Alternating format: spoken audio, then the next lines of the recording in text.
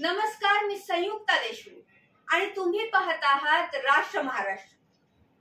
काँग्रेसचे समर्थक वाट पाहत होते की एकदा परत अमेठीवरून स्मृती इराणी आणि राहुल गांधी यांची लढत पाहायला मिळेल, पण यावेळेस नक्कीच मागच्या वेळेसच्या हरणाचा बदला घेतला जाईल आणि काँग्रेसचे समर्थक कंटिन्युअसली असा दावा करत होते।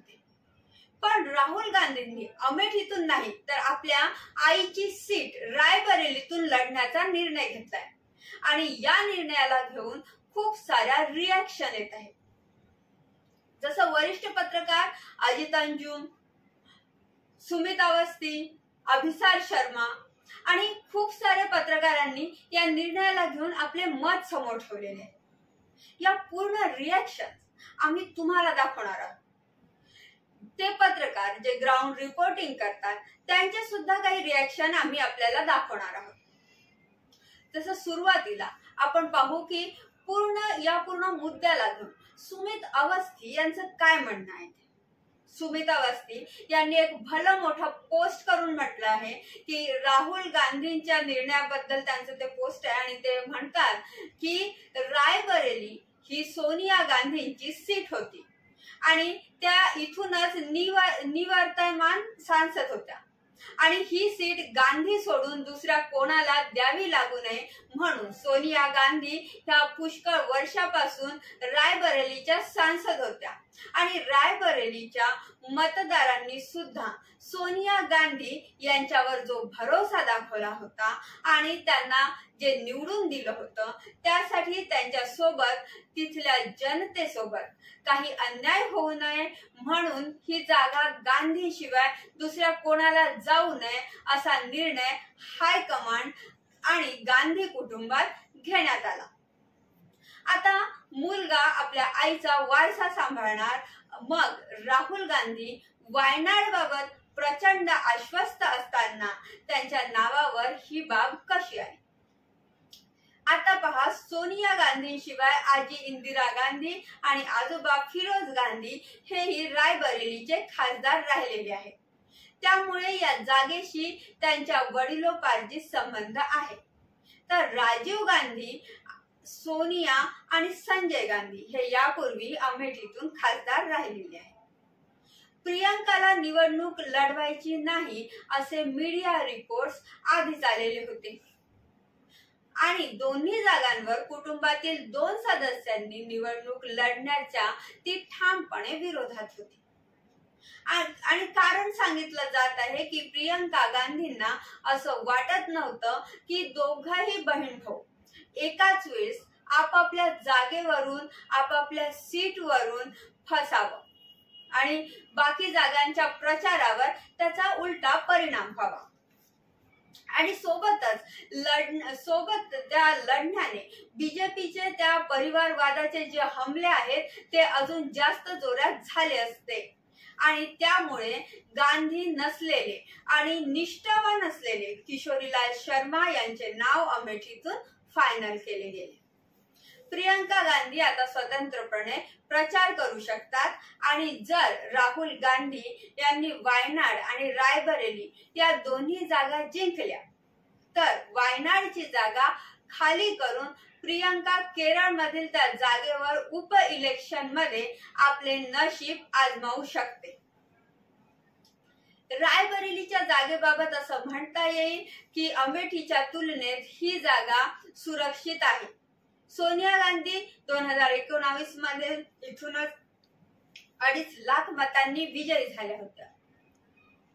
दोन्ही बहीण भाऊ निवडणुकीत अडकले असते तर उरलेल्या जागांवर प्रचार झाला नसता असा युक्तिवाद सुमित अवस्थी यांचा आहे। पण कधी कधी कार्यकर्तेही प्रचाराची धुरा सांभाळतात। मला हे लॉजिकच समजत नाहीये की जेव्हा स्मृती इराणींच्या विरोधात लढण्याची कार्यकर्त्यांची इच्छा होती तेव्हा या तर्काला काहीच अर्थ नाहीये। परिवारवादाबद्दल बोलायचे झाले तर आता या सगळ्याची काळजी करण्याची वेळ निघून गेलेली आहे। या सगळ्या गोष्टी तर आता चालू राहणार आहे। बीजेपी कोणत्या परिवारवादाची काळजी करते, कोणती चिंता करते बीजेपी? आता ही सगळी काळजी करायचा काळ वेळ निघून गेला. आता आपल्याला आपल्या राजनीतिक हितासाठी जे काही निर्णय असतील ना ते पार्टीने घ्यायला पाहिजे असं मला पर्सनली वाटते की अमेठीतून राहुल गांधींनी इलेक्शन लढायला पाहिजे होतं आणि नाही तर रायबरेलीतून सुद्धा लढायला नको होतं. किंवा तुम्ही ज्या जागेवरून निवडणूक लढवत होता तिथून निवडणूक हरली आणि त्यानंतर तुम्ही 2024च्या निवडणुकीत आलात आणि ती लढण्याऐवजी तुम्ही दुसऱ्या जागेवरून निवडणूक लढवली तर तुमच्यावर पळून गेल्याचा आरोप होत आहे आणि त्याचा फायदा भाजपला मिळत आहे. परिवारवादाच्या या आरोपामुळे नुकसान होत असेल तर राहुल गांधींनी अमेठीतून सोडल्यामुळे अमेठीतून निवडणूक न लढल्यामुळे अधिक नुकसान दिसून येत आहे. आणि जिथपर्यंत प्रियंका गांधींच्या इलेक्शन न लढण्याचा निर्णय आहे तर त्यांना प्रचार करायचा आहे तर काय मोदी प्रचार करत नाही? मोदी सुद्धा प्रचार करतात तर काय ते इलेक्शन लढत नाही का? मोठे मोठे नेते प्रचार करतात तर ते इलेक्शन लढत नाही का? मोठे मोठे नेते वेगवेगळ्या क्षेत्रात जाऊन प्रचार करतात मग ते इलेक्शन लढत नाहीत का? त्यात त्यांनी लढायला पाहिजे होतं. त्या दोघाही भाऊ बहिणींनी लढायला पाहिजे होतं. जिंकण्याचा हरण्याचा विचार न करता फक्तच लढायला पाहिजे होतं असं मला वाटते की हा निर्णय चुकीचा आहे. त्यांनी इलेक्शन लढायला पाहिजे होतं. आणि खूप सारे वरिष्ठ पत्रकार याच्यावर काय म्हणतात ते बघू. अभिसार शर्मा हे काय म्हणतात ते पाहू. अभिसार शर्मा म्हणतात की राहुल गांधी अमेठीतून नाही रायबरेलीतून इलेक्शन लढणार. लगातार अमेठीतून इलेक्शन लढणार नाही ही गोष्ट समोर येत असताना आता ते रायबरेलीतून इलेक्शन लढणार आहे. तर काय ते स्वतः डरो मत वाल्या नाऱ्याला अंमलात आणू शकत नाही का? तर हे अभिसार शर्मा यांनी म्हटलंय की काय राहुल गांधी यांना भीती वाटत आहे का असा अभिसार शर्मा म्हणतात. आणि खरंच त्यांनी घाबरायला पाहिजे होतं का? हरणं आणि जिंकणं हा इलेक्शनचा एक भाग असतो. होऊ शकते की अमेठीच्या लोकांनी परत एकदा हरवून टाकलं असतं पण अभिसार शर्मा यांच्यासारख्या पत्रकाराचे म्हणणे आहे की राहुल गांधींनी हे इलेक्शन अमेठीतून लढायला पाहिजे होतं. आता वरिष्ठ पत्रकार अजित अंजुम म्हणतात की अमेठीला के.एन. शर्मा यांच्या भरोशावर सोडणं हे काँग्रेसला खूप नुकसान देणारं ठरणार आहे. ही भविष्यवाणी केली आहे अजित अंजुम यांनी. कारण बीजेपीने आपला प्रचार सुरूच केलेला आहे आणि ते म्हणतात 2019 मध्ये तर हरले होते आणि 2024 मध्ये तर अमेठी सोडून पळूनच गेले. अशा प्रकारचा प्रचार बीजेपीने सुरू करून दिला तर खरंच अशा प्रकारचा प्रचार हा काँग्रेससाठी फारच नुकसानदायक ठरू शकतो. आता काही ग्राउंड रिपोर्टिंग करणारे रिपोर्टर सुद्धा आहेत. जसं त्यात वरिष्ठ पत्रकार अनिल यादव यांना काय वाटते ते पाहू. अनिल यादव हे कंटिन्यू अमेठीमध्ये ग्राउंड रिपोर्टिंग करत आलेले आहेत. त्यांनी एक मोठा लंबा चौडा पोस्ट केलेली आहे आणि ते म्हणतात की मी मागच्या 6 महिन्यात 8 ते 10 वेळा अमेठीला गेलो आहे ग्राउंड रिपोर्टिंग करण्यासाठी.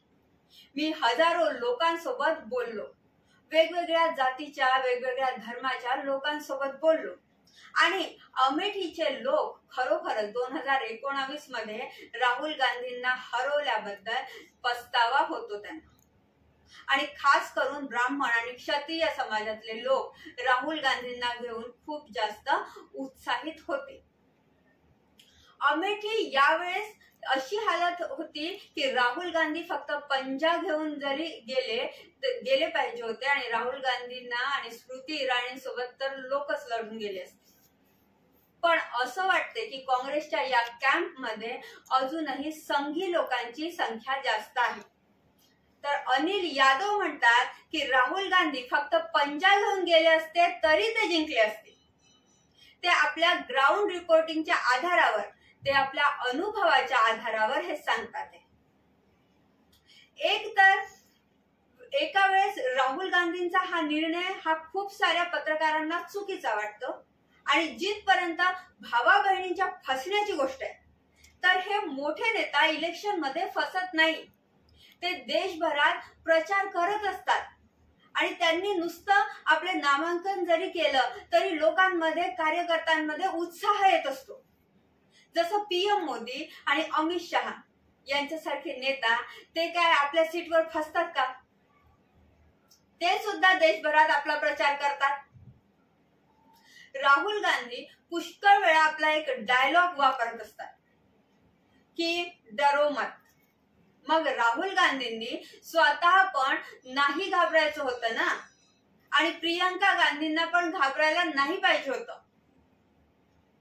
रायबरेली आणि अमेठीतून इलेक्शन लढणं हे काँग्रेससाठी एक माहोल तयार करण्यासाठी खूप महत्वाचं होतं आणि त्यामुळे काँग्रेसचा एक माहोल बनला असता आणि आसपासच्या जागांवर सुद्धा याचा खूप पॉझिटिव्ह परिणाम झाला असता. असं राजनीतिक एक्सपर्टचे सुद्धा असे मत आहे. पण आता असं म्हणतात की प्रियंका गांधी यांच्या विरुद्ध होती की दोघांनी पण परिवाराच्या दोन्ही सदस्यांनी जर इलेक्शन लढले असते तर त्याच्यात ते फसून गेले असते. आता यासारख्या गोष्टींना राजनैतिक अनुभवाच्या आधारावर अशा गोष्टींना काहीच अर्थ नाहीये असं वाटतं मला. आता अनिल यादव यांनी एक गोष्ट म्हटली की असं वाटते काँग्रेसच्या रणनीतिक कॅम्प मध्ये संघींची संख्या जास्त आहे, पण गोष्ट अशी नाहीये. जयराम रमेश यांनी काल एक बयान दिलं होतं आणि त्यात त्यांनी म्हटलं होतं की सीईसी कमिटी यांना असं वाटते की राहुल गांधी आणि प्रियंका गांधी या दोघांनीही इलेक्शन लढायला पाहिजे. म्हणजेच काँग्रेसचे मोठे नेता जे रणनीतिकार आहे त्यांना असं वाटते की राहुल गांधी आणि प्रियंका गांधी यांनी इलेक्शन लढायला पाहिजे. म्हणजेच कुठे ना कुठे हा गांधी परिवाराचा निर्णय आहे. राहुल गांधी आणि प्रियंका गांधी या दोघांचाही हा निर्णय आहे की आम्ही इलेक्शन नाही लढणार. आणि आता जोपर्यंत की इथे फसायची गोष्ट आहे, जोपर्यंत परिवारवादाची गोष्ट आहे की त्यामुळे जेवढं नुकसान काय होणार होतं तर आता स्मृती इराणी एकदम ओपनली प्रचार करणार की 2019 मध्ये तर मी हरवलं होतं, आता 2024 मध्ये पळवून लावलं. बीजेपीचे ते सोशल मीडियाचे विंग्स आहे त्यांनी तर सुरुवात पण करून टाकली